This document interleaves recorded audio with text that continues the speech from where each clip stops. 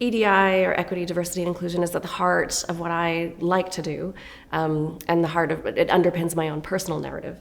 So in my research, as shaped by my family's geopolitical histories, I'm half Filipino, tribal Filipino, and half post-partition Indian. I work to make space for the legacies, for knowledges, and for the peoples who are not yet represented in the traditional academic literature. I seek to broaden the knowledge base of what we think we know about the human condition in a globalized society or a globalized world. And central to this is privileging and centralizing voices that are not yet represented or not yet heard. So as such, in my research, I try to make space for Black and Brown and Indigenous voices in my research and teaching course lists. I curate spaces where alternate voices can sit alongside canonized ones, and I discuss the importance of making that space and sitting with perspectives that are unresolved on the one hand or divergent on the others.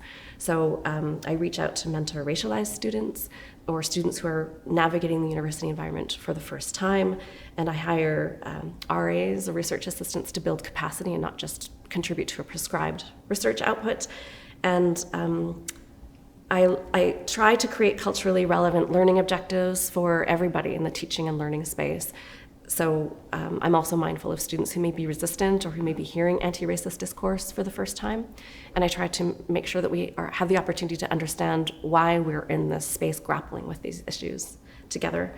And last, I just finished a service appointment at Royal Roads University chairing in the Anti-Racist Task Force, which involved chairing a group of 5 students, 10 staff, and 2 alumni to engage with RRU community stakeholders for around 200 focus groups or interviews and surveys to discuss how we could actively combat racism within the university community.